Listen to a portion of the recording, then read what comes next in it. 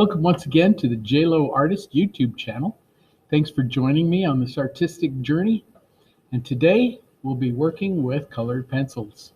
So you'll need your number 2 or HB pencil, kneaded eraser, and some good quality colored pencils.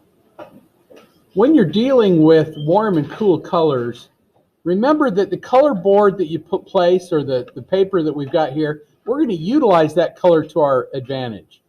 So you need to know a little bit about color theory, but you should already know what's going to happen if we put blue on this yellow. It's going to look green, right? Or if you put purple on here, because purple and yellow are complementary colors, they're going to cancel each other out, and you're going to get kind of this red-brown or a grayish kind of a color. So you kind of got to be aware of what color it is that you're doing it on. But again, it's not going to be as important as your values, your lights and darks. So before we choose our colors, let's go ahead and sketch this on using white charcoal. With the white charcoal, all you're trying to do is get the position of your object on there and your composition. Don't worry about details. We're going to get the details later. What's important is a guide. So this white charcoal is going to become a guide for us. So I'm just going to start out and kind of figure out where I want to put things. I can say to myself, well, I want her chin to be about down in there, and I want the top of her head maybe to be up in here. And so that establishes where her head's going to go. And so I can just kind of throw that in very quickly. And again, it's not that important. We can change this. Everything here can be altered. And that white charcoal is nice because you can erase it. You can get rid of it. The thing I don't like to use when we're doing drawings like this is graphite, because graphite's going to try and mix with your colors, and it's going to turn them muddy. So here, and I know it's kind of hard to see, but I'm just establishing where the nose goes by this little half circle. I'm thinking the tip of the nose there. And even the lips, I can put in the little light above the top lip there, that philtrum. And I can even just put in the bottom lip with a little shine there. And that's really all you need.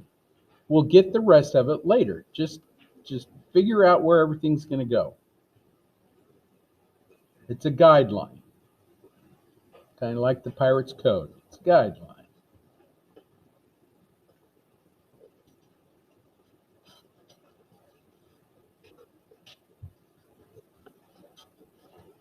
And really, that's about it for me. I really don't feel like I need too much more. I know it's kind of hard to see. I don't know how I can increase those shadows. And once you got that, then you got to decide, okay, what kind of colors am I going to use? I like the Prismacolor sets like this because there's 2 trays that you can kind of keep them together and look at them. We're going to need a little bit of light in here too, so I'm going to choose my white. And if you want, you could choose a little bit of black, but I don't want to do black right now. I want to do some indigo blue though. So grab that indigo blue. That's a lovely indigo blue is going to be our black. So now we have our light and our dark. If you've got a bigger set, and for when you have your 72 set, cream is a color I like to use. It's kind of a light yellow. It almost looks white, but it's a light yellow. And then there's kind of a reddish orange. It's called poppy red. You want to use that one. And goldenrod is another one that you'd like to use. If you don't have goldenrod, you can use yellow ochre. This one's yellow ochre. This one's goldenrod. They're basically the same color, except goldenrod's a little bit darker. So if you don't have yellow ochre, use your goldenrod. Yellow is already there, so we don't have to use yellow per se. It's already there. A little bit of this and these, it's going to do it. But we do need to go on the other side, and we'll need some purple or some. I'm gonna go ahead and use this violet color. It's just called violet. You could, if you wanted to, use violet blue, but I like the violet. I'm just going to go with the violet. And then I need something in between. And this magenta or mulberry is kind of a red violet. How about this blue, this true blue? That looks good. Now, with all those blues, you know we're going to get a little bit of green. And that's okay. We're going to get happy accidents when it starts dealing with color. So I've got my cool colors, my warm colors, and my neutrals. The other neutral that you could use is a yellow-green. But since I don't have a whole lot of greens here, we're going to get green anyway.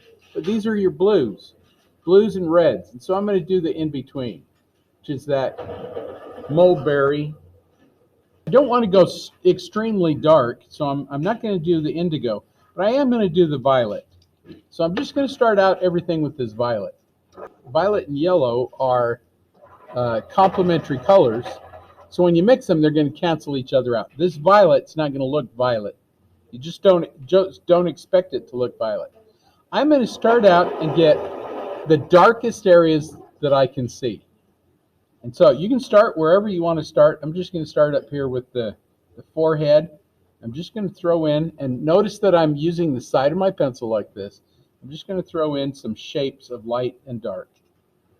So I'm looking at her hair, the shape of her hair. I don't want a hard edge yet. So I can just kind of throw that in. Just throw in the shape of that hair. That little, it's kind of a bent triangle shape right there. And there is some hair that kind of flips out over here. If you want to throw some of that in, you could. Her ear is right there, and you can't hardly see her ear, but that's it right there. And then that shadow that comes along her head, I'm going to throw that in very lightly.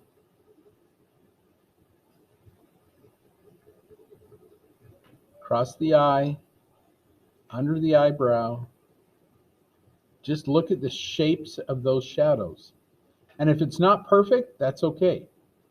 Try to throw those in, because we're going to adjust as we look at this. We're going to go, oh, okay, that's too big or too small. We're going to adjust it one way or another.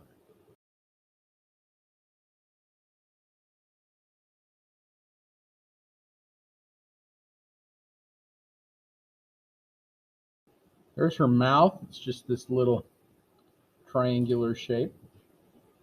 Little shadow under that lip and across the chin. And if you don't like that white, if that white is kind of bothering you, you can take your kneaded eraser and it'll come right out. Or you can take your finger and just rub it like this. That'll bring out a lot of it.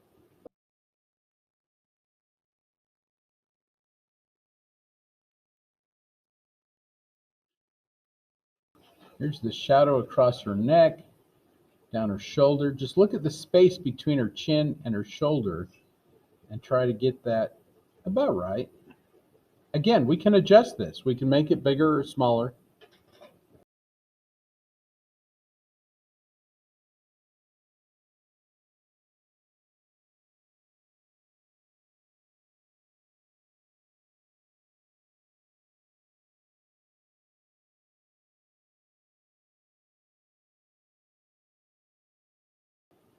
Here's the rest of her hair.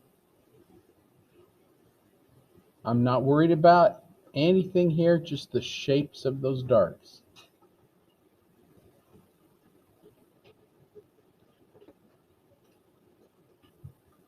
Inside of her ear, it's just this little kind of triangle shape right there.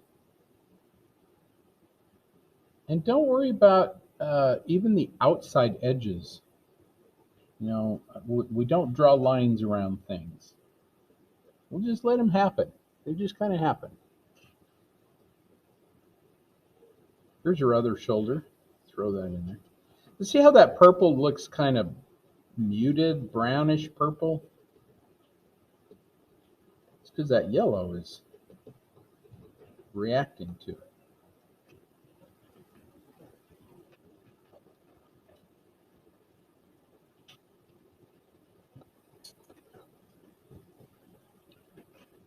I can readjust this too. Start looking at it and going, okay, is that about right? Is that about where things go? If not, you can use your eraser and it will erase some of it. Probably not all of it. The Prismacolor is going to stay there mostly. The white charcoal is going to go. So now what I want to do is I want to start with my lights. Now I've got my darks established where they sort of go.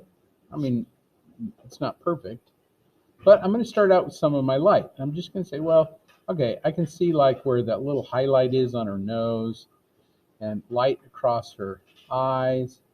I'm just going to throw some of those lights in there and just scribble those in. Don't be too concerned. It's not exactly where it goes. This is going to help us to see our proportions. It's going to help us to see what is right and what is wrong there.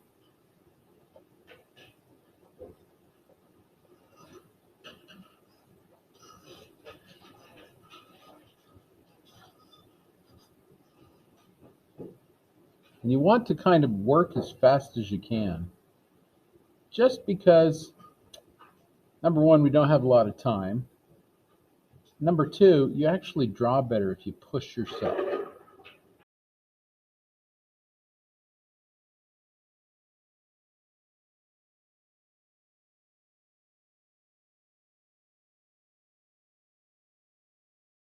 And you'll see your ghost image is just kind of starting to come together. And the more you do, the more you can adjust it until it's about what you want it to be. If you're looking straight on a person, the ears are from the eyebrow to the tip of the nose. So if we go straight out from the eyebrow, that's about where the top of the ear is. You can't see hers because it's covered up with hair. But you can go straight out from the tip of the nose, and there's the lobe of the ear. And you can kind of throw some of that in there. Kind of tells you where that ear is going to go. And opposite that, it should be on the other side.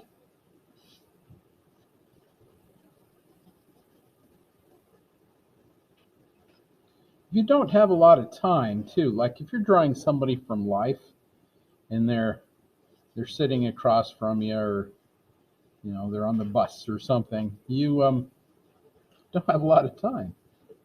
So you want to draw as quickly as possible. You don't want to make them sit any longer than they have to anyway. Now, the rule of thought here is, again, it's kind of up to you. If you look at it and you think, okay, those proportions and everything are about right, everything's about right, maybe I want to go in and do the really dark darks with that indigo blue. Or maybe you want to just go in and do some of the mid-tones with like that goldenrod or that poppy red. It's kind of up to you. So I'm going to just take the safe side and go with the goldenrod. And again, I'm going to now look at some of those lighter grays and throw those in.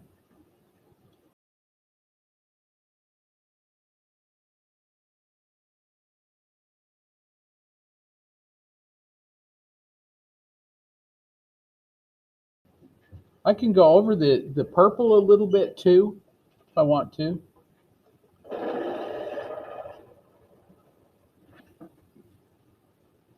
These are just the lighter grays.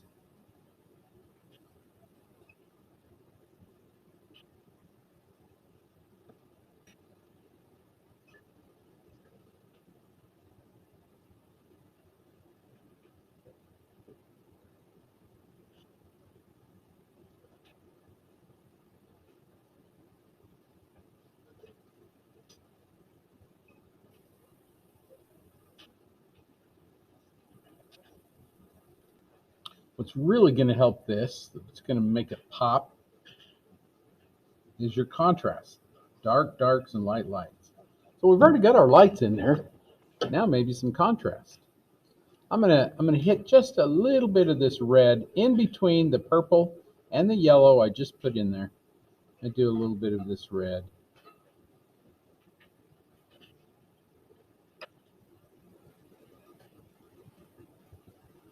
And again, this is helping me to get my guidelines to see where things are going.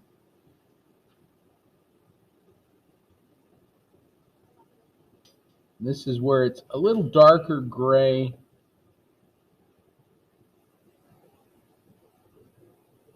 And hopefully you're starting to see that person kind of come through.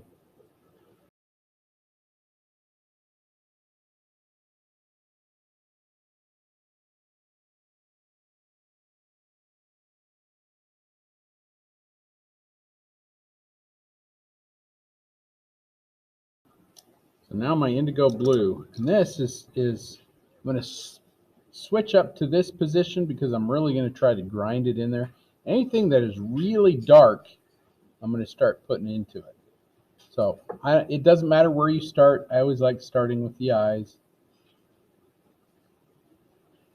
There's a little dark edge right there under the eye. That is the pupil of the eye. She is looking down. You can barely see the eye. Now again, when you hit the yellow, it's going to look green. When you get over some of that purple, it's going to pick up some of that purple.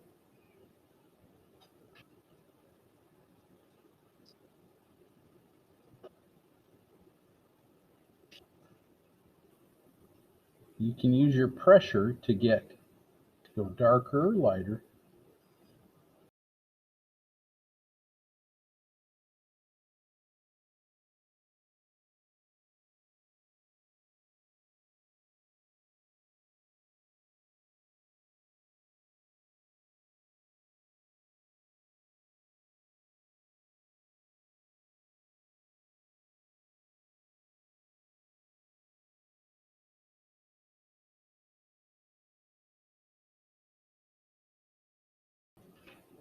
And if you think it needs to go a little darker, give it a little bit of pressure.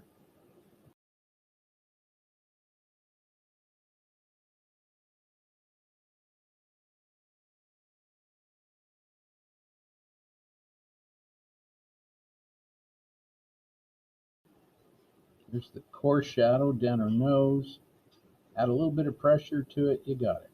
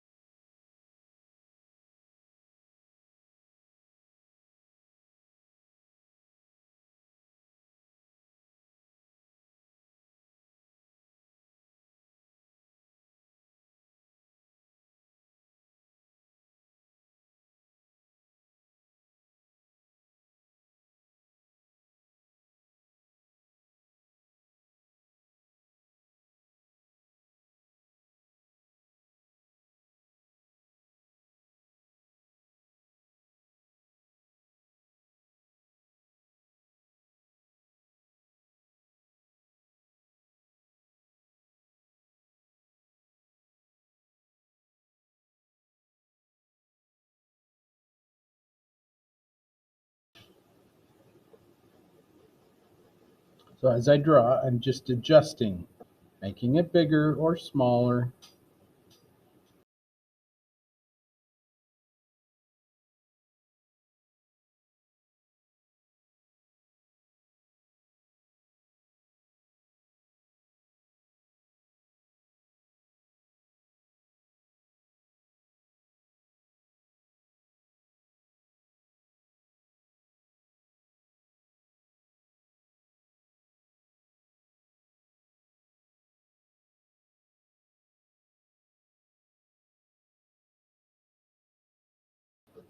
At this point, you can start add color like crazy.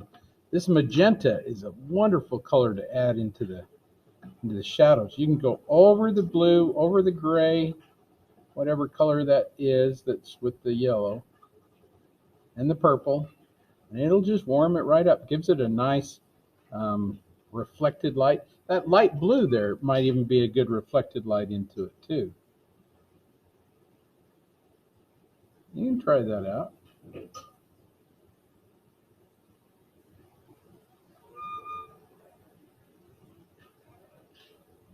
But color's not important. What's important is your values.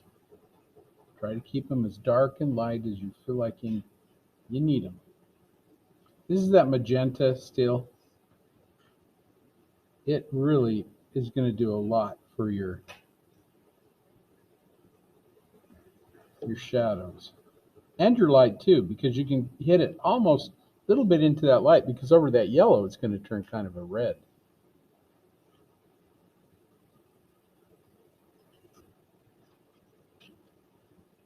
Now you're just concentrating on values. And you just keep layering in your colors on top of each other, along with each other. The more you layer, the smoother it's going to get, and it'll pick up all those colors. Make it really lovely.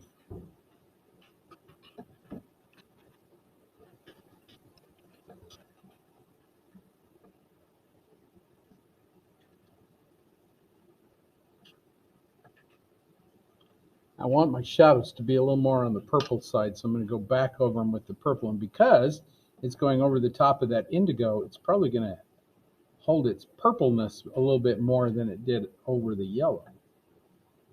This is also going to smooth out that indigo and give me a little darker value.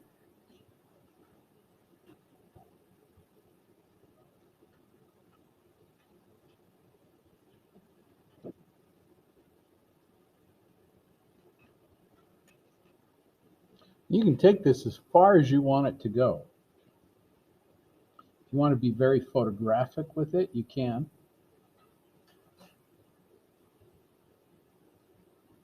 Or if you want it to be a little loose, you can do that too.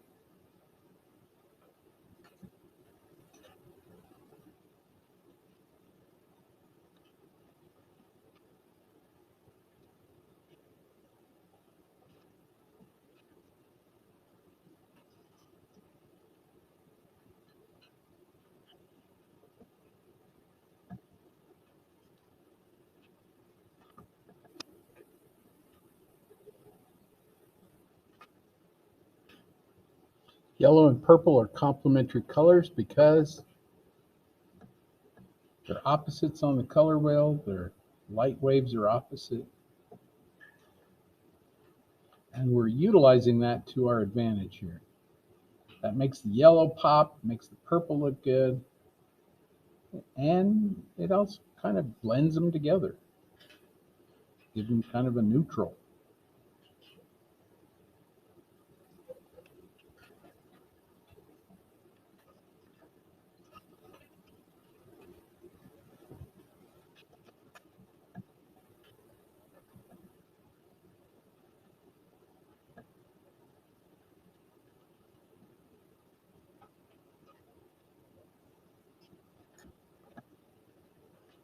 You just keep working that as far as you want it to go.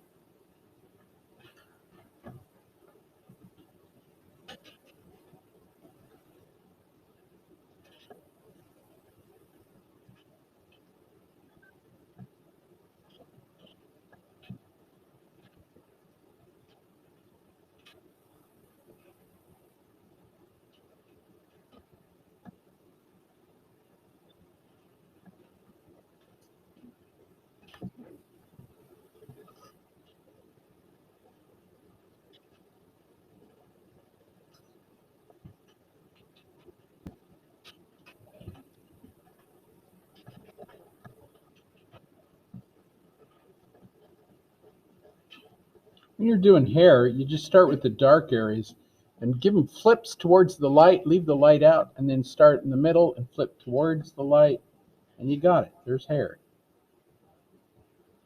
Don't try to every little strand. It's not spaghetti.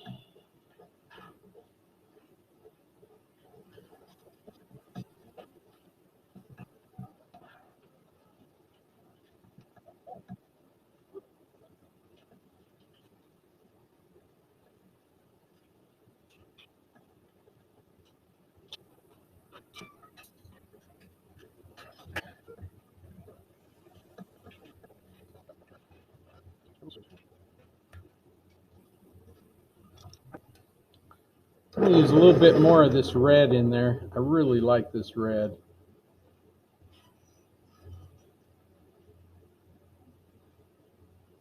And then we can just kind of wrap it up.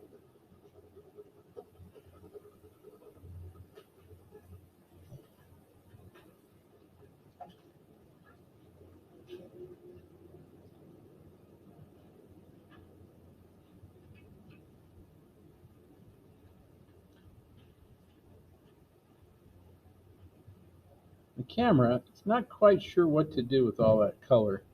So mine back here is a little more colorful than yours, than what you can see up there.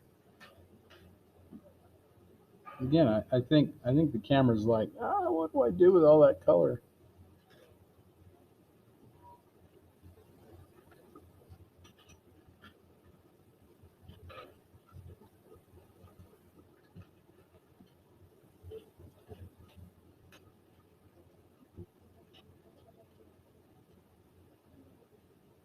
Nice place for signatures right there by your neck.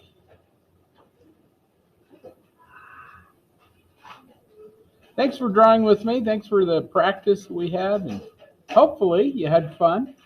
Hopefully time went by for you. Hopefully your stress was gone. And keep doing art.